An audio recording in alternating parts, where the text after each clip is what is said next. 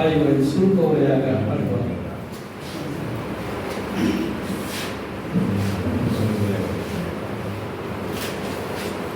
இமையேனும் ஓயாது தமிழை பிழைப்பாய், இன்பமே அதுவென்று தமிழை பிழைப்பாய்.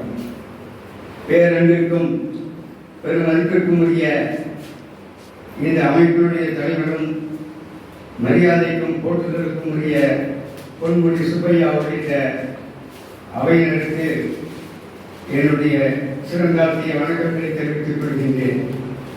திராவிடங்களின் நீண்ட நாள் என்று சொல்லிக் கொண்டிருக்கிறார். பாவேந்தர் இலக்கிய பேரவை இந்த ஆண்டு 50வது ஆண்டில் அடியெடுத்து வைத்திருக்கிறது என்பதை உங்களுக்கு தெரிவிப்பதிலே மகிழ்ச்சி அடைகிறேன். தமிழ்நாடு இலக்கிய பேரவையிலே பேசுவதற்கு இது 3வது வாய்ப்பு. இப்படி ஒரு இலக்கிய பேரவை தொடங்க வேண்டும் என்று புலவர் கணபதி என்னிடத்திலே சொன்னபோது மரியாதைக்குரிய பொறியாளர் சாமிநாதனுடைய அறையிலே 4-5 பேர் கூடி ராமநாதபுரம் பகுதியிலே ஒரு இலக்கிய பேரவை தொடங்க வேண்டும் என்ற அந்த ஆலோசனை கூட்டத்திலும் பங்கேற்றேன். அதை அடுத்து இங்கே ஒரு கவியரங்கத்தில் நிலையாமை என்ற தலைப்பிலே கவிதை பாடினேன். அதை அடுத்து இன்றைக்கு உங்கள் முன் மாப்பிள்ளை தோழன் மாப்பிள்ளையான கதையாக நின்று கொண்டிருக்கின்றேன். நேற்று இரவு 8:20 மணிக்கு பொன்சிங்கையா அவர்கள் என்னை அழைத்து நீங்கள் தான் ஜனநாயகத்தை செய்ய வேண்டும் என்று சொன்னபோது எனக்கு சற்று குழப்பமாக இருந்தது. நான் அவ்வளவு பெரிய பேச்சாளர் அல்ல. பேச்சை காட்டிலும் செயல்கள் அதிகரிக்க வேண்டும் என்பதிலே செயல்தளத்திலே களமாடுவதிலே நம்பிக்கை உடையவன். அத்தகைய பணிகளை அமைதியாக செய்து கொண்டிருப்பவன். மாற்று பேச்சாளரை ஏற்பாடு செய்து கொள்ளுங்கள் என்று சொன்னேன். அவர் மறுத்துவிட்டார். இன்னும் ஒரு நாள் இந்த மாதம் இல்லாவிட்டால் அடுத்த திங்கள் செய்து கொள்ளுங்கள் என்று சொன்னேன். அவர் ஒப்புக்கொள்ளவில்லை. திட்டமிட்டபடி நடந்தே சேர வேண்டும் என்றார்.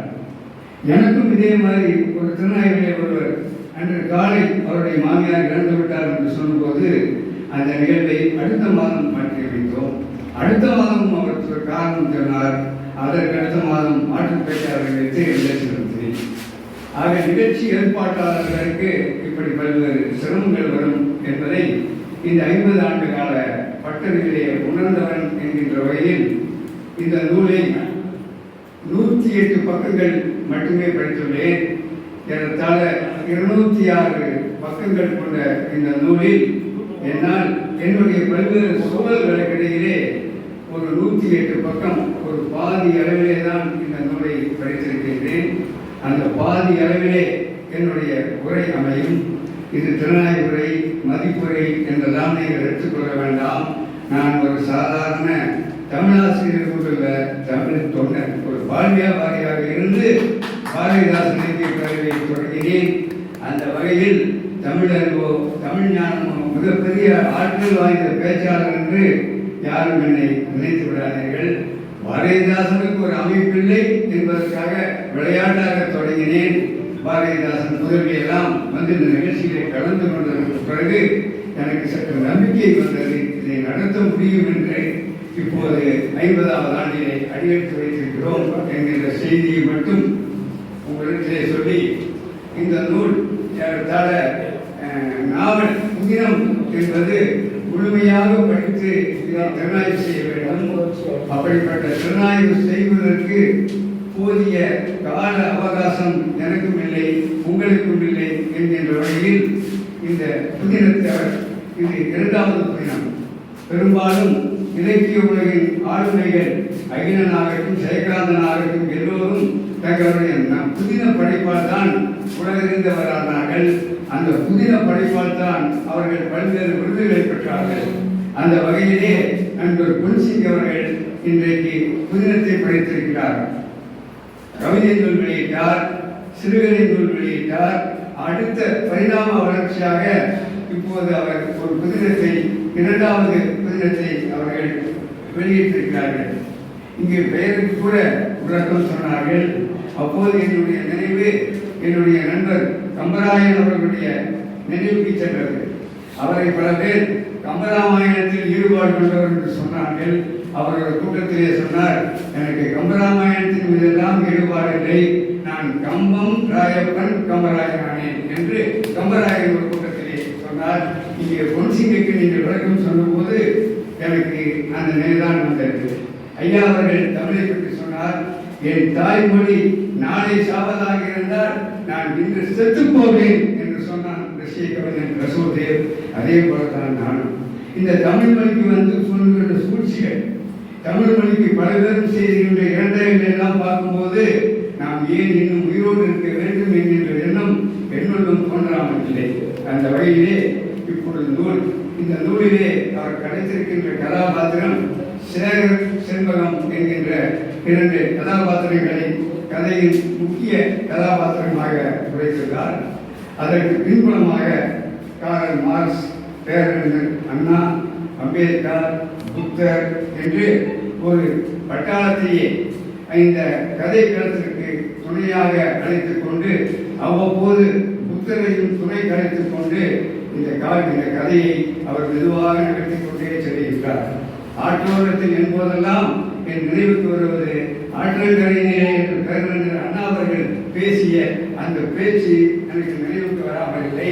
அந்த வகையில் அவர்கள் ஆற்றோரத்தில் ஒரு அத்திமரம் என்று அத்திமரத்தையும் சேகர் செண்பகம் என்கின்ற கதையையும் காவிய நாயகர்களாக கொண்டு இதை தொடங்கி இருக்கின்றார். இதிலே குறிப்பிடுகின்ற ஒரு காட்சிகள் நீங்கள் எல்லாம் நினைவேறி சாட்சி என்ற படத்தை பார்த்திருக்கிறீர்கள் என்று நினைக்கிறேன். அந்த படத்திலே கூட காதலனும் காதலியும் ஒரு பூங்கை மரத்தில் அவர்கள் பெயரை செதுக்கி வைத்து அவர்கள் பிரிகிறார்கள். என்றாவது ஒரு நாள் நாம் சந்தித்தால் மீண்டும் இந்த புங்கமரத்தடியிலே சந்திக்க வேண்டும் என்று சொல்லுவார்கள். அதே மாதிரி மலர் என்ற படத்திலே ஒற்றை பனைமரம், இந்த காதலனும் காதலியும் அங்கே சந்தித்து பிரிவார்கள். மீண்டும் நாம் சந்திக்க நேர்ந்தால் இந்த பனைமரத்தடியில் நான் சந்திக்க வேண்டும் என்று பிரிவார்கள். காதலன் ஒரு தவறு செய்யும் போது காதலி சொல்லுவாள், என்னுடைய அக்கா அந்த ஒற்றை பனைமரம், அந்த பனைமரத்திடம் சென்று நீ மன்னிப்பு கேள் என்று காதலை சொல்லுவாள். அப்படி மரங்களை நேசித்தவர்கள் மரங்களை தன்னுடைய சக புதிரங்களாக சகோதரர்களாக நினைத்த ஒரு சில காவியங்கள் நிகழ்ந்துள்ளன. அந்த அடிப்படையில் இவரும் இந்த காவியத்தை படைத்திருக்கின்றார். வழக்கம் போல் யாராவது ஒருவர் ஏழையாக இருப்பார், இன்னொருவர் பணக்காரராக இருப்பார். இந்த கதையை பொறுத்த மட்டில் சாதாரண ஒரு கூலி தொழிலாளி, ஒரு ஏழை தொழிலாளி செல்லம்மாளுடைய மகனாக இந்த காவிய நாயகன் சேகர் இருக்கின்றார். அந்த அம்மாளுக்கு அந்த ஊரிலே மிகப்பெரிய பணியாளத்திலே வேலை என்றால் அந்த வேலை மட்டுமல்ல, அவர்களால் எந்த அளவுக்கு அவர்கள் உழைப்பை முடிக்க முடியும், அவர்களுடைய குருதியை முடிக்க முடியும், அந்த அளவிற்கு வேலையை வாங்கி கொண்டு சிறிதளவே கூலியை கொடுப்பார்கள். அவர்களுக்கு அதை விட்டால் வேறு வழி இல்லை.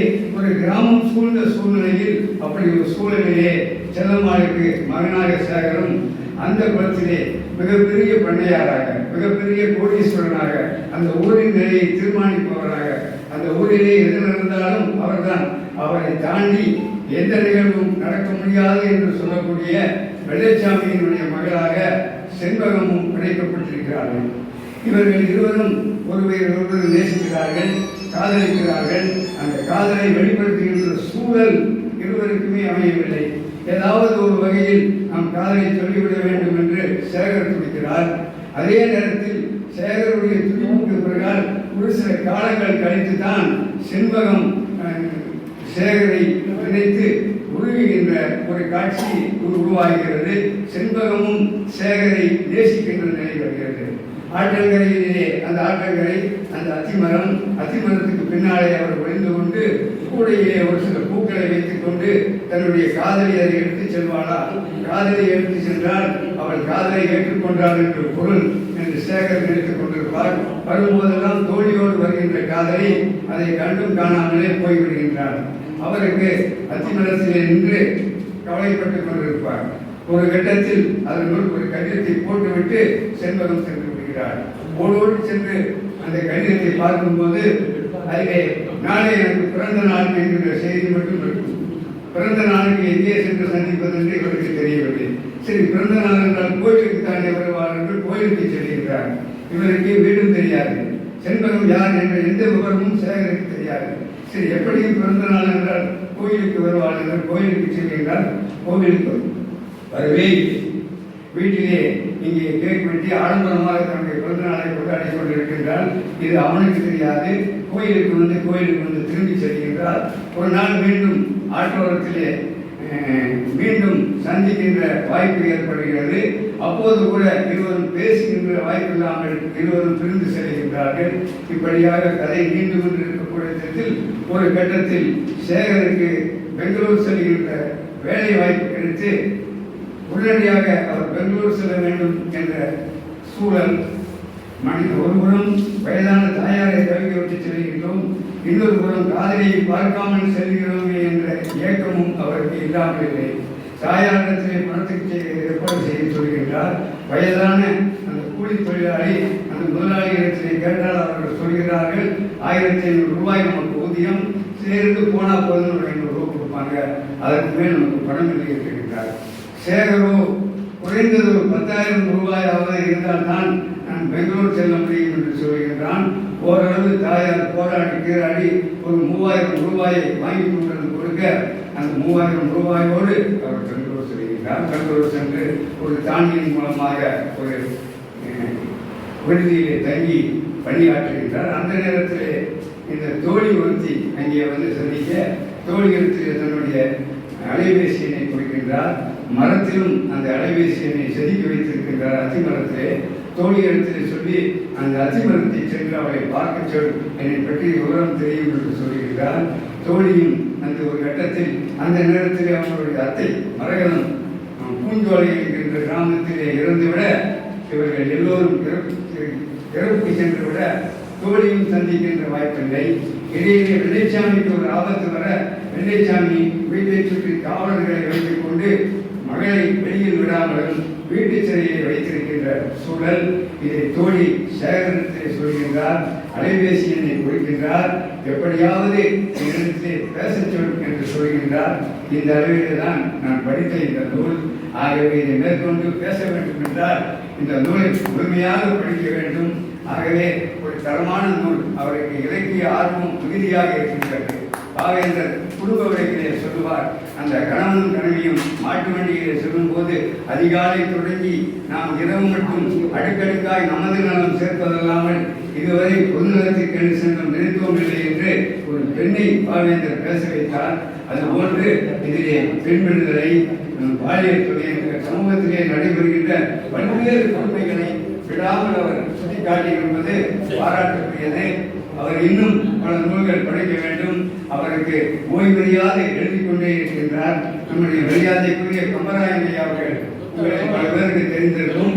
எந்த நிகழ்ச்சி நடந்தாலும் நிகழ்ச்சியை வந்து அமர்ந்து கொள்வார். இறுதி வரை இருந்துவிட்டு இறுதியாக போகும்போது நிகழ்ச்சி அமைப்பாளரை பார்த்து நிகழ்ச்சியை பற்றி தன்னுடைய கருத்தை சொல்லுவார். இன்னும் நிகழ்ச்சிகளை சிறப்பாக நடத்துங்கள் என்று வாழ்த்து விட்டு செல்வார். அது போன்றுதான் நம்முடைய பொன்சிங் அவர்கள் கோவையிலே எங்கே நிகழ்ச்சி நடந்தாலும் அவரை அழைத்தாலும் அழைக்காவிட்டாலும் செய்தி கேள்விப்பட்டால் நாளிதழில் பார்த்தால் ஏதாவது அலைபேசியிலே செய்தியை பார்த்தால் நேரடியாக நிகழ்வுக்கு வந்து ஒரு கவிதை படிப்பார். அந்த அளவுக்கு அவருக்கு இலக்கிய ஆர்வம் மிகுதியாக இருக்கின்றது. வங்கிகள் பல பேர் பணியிலிருந்து ஓய்வுக்கு பிறகு இலக்கிய உலகத்திற்கு பக்கம் வருவது என்னுடைய நண்பர்கள் சொல்வார்கள், எங்களுடைய பணி ஓய்வுக்கு பிறகு நான் இந்த பணியை பார்த்துக் கொள்கிறேன், நீங்கள் ஓய்வெடுத்துக் கொண்டு சொல்வார்கள் எல்லாம் எட்டி பார்க்கவில்லை. நான் போய் அவர்கள் வீட்டுக்கு போனால் கூட விரைவாக போய்விடுங்கள், மனைவி திட்டுவார் என்று விரைவாக சூழலில் நம்முடைய பொன்சிங் அவர்கள் அவருடைய துணைவியரோடு ஒப்புதலோடு எப்படி துணைவியருடைய ஒப்புதல் இல்லாமல் அவருடைய ஒத்துழைப்பு இல்லாமல் அவர் இந்த பணியை செய்ய முடியாது. எங்கள் வீட்டில் கூட எனக்கு கூட எதிர்ப்பு இருக்குது. ஒரு இடத்துல அந்த நாய் தான் திருத்த முடியாது, தண்ணி அடிச்சு விட்டாங்க. அந்த வகையில் பொன்சிங் அவர்கள் தன்னுடைய மனைவியுடைய ஒத்துழைப்பு அந்த மாதிரி தொடர்ந்து எல்லா நிகழ்ச்சிக்கு வராங்க. நான் பார்க்கும்போதெல்லாம் அவங்க திருமணத்துக்கு ஒவ்வொரு குடும்பம் வந்துட்டு இருக்காங்க. கணவன் மனைவி இருவருமாக இணைந்து இலக்கிய பணியாற்றுகிற விரைவில் அவங்களும் ஒரு நூல் இருப்பாங்க.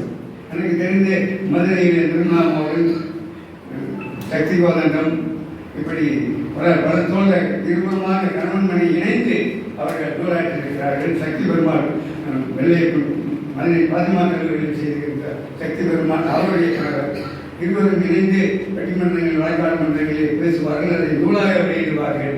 அப்படி பொன்சிங் தம்பதிகளும் விரைவில் இணைந்து பணியாற்ற வேண்டும் என்பதை எங்களுடைய பாவேந்தர் வேண்டுகோளாக சொல்லி, இந்த அண்ணாவை முழுமையாக செய்ய இயலவில்லை என்றாலும் மீண்டும் ஒரு வாய்ப்பு கிடைக்கும். அந்த நிலையில் இல்லை என்றால் எங்களுடைய பாவேந்தர் பேரவையில் நடைபெறுகின்ற நிகழ்ச்சியில் இந்த நூலை முழுமையாக திறனாய்வு செய்வேன் என்கின்ற உறுதிமொழியை சொல்லி இது காலம் அமைதியாக நிகழ்ச்சியை வாய்ப்பளித்த அத்தனை பேருக்கும் நன்றி பாராட்டி இடம் சேர்கிறேன்.